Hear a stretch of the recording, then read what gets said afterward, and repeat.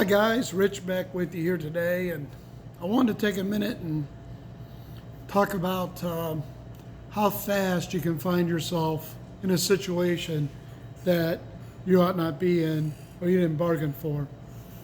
And this happened to me yesterday. I ran up to my local post office to go in and mail a couple of oversized envelopes for business. Came back out, got in my truck, backed up, started headed for the exit. It's a one-way in and a one-way out, one car wide exit. So there's a guy in front of me in a green Jaguar who stops right at the exit, and he rolls down his window and he starts talking to this lady who's getting out of her car, who's parked right beside the exit. The next thing I know, this guy's out of his car and he's screaming at her, unbelievably screaming. She actually kind of runs over and she gets at the back bumper of my truck, and he's at my front fender bumper area.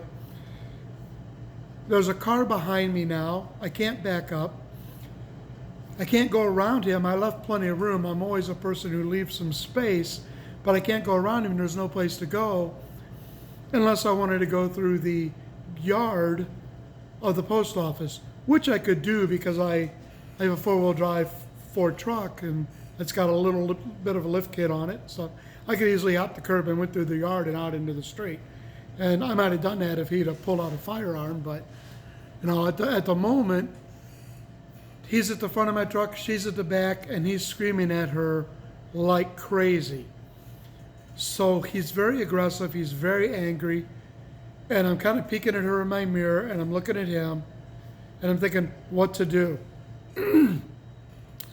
I am a CCW, concealed carry handgun instructor, and I carry, obviously. So I made a choice to not retrieve my firearm. It's in my holster, in my waistband. It's there. I can grab it if I need it. I didn't feel like anything had escalated to that point, but I decided to lay on my horn. I thought that if I blew my horn, he'd think I'm creating more attention towards him, which might embarrass him and he might leave. So I started laying on the horn and I'm looking at him. So then he starts screaming at me, hollering obscenities at me. She takes advantage of this situation and she literally runs to the doors of the post office and goes inside. And I'm going to guess that's a 60-yard run to get to the doors from where we were. So he is screaming still at her after she's inside the post office, like, I don't know, she's probably in her 30 seconds, he's still screaming. So I back on the horn again at him, and I'm just kind of got my head tilted at him, at him. He finally gets in his car, and I'm like, okay, we're getting ready to leave here now. He pulls out, but he goes back around and comes back in the entranceway.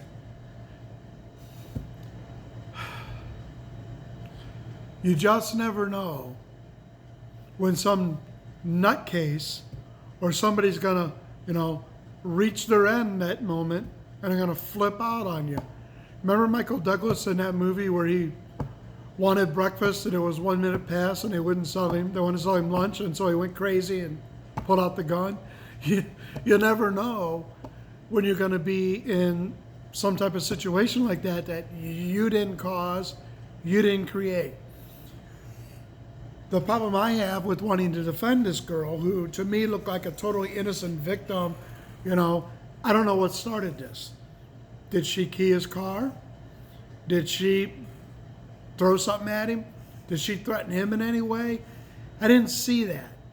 I roll up, he backs out in front of me as I'm coming through. We get to the exit, he stops, and he starts on her. That's what I see. To me, it looks like he's, at least at that point, he is 100% the aggressor.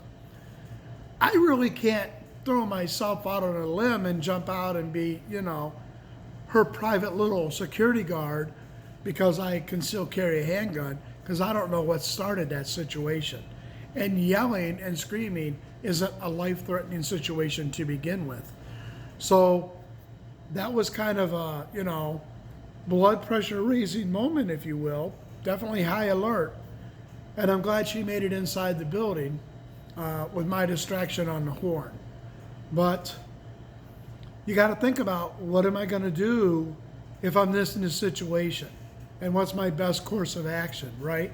For me, I reached back with my elbow, I locked the door, I laid on the horn, hoping to make him at least feel like everybody in the area is now looking at him, which I'm sure they were anyway with the way he was screaming at the top of his lungs.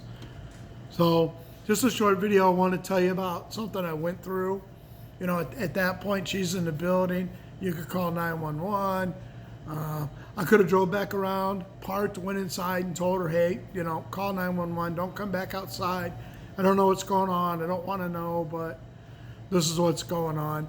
So you have options like that.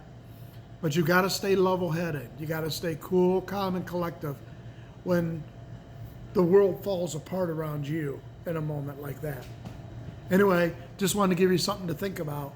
Until next time, take care. Be safe.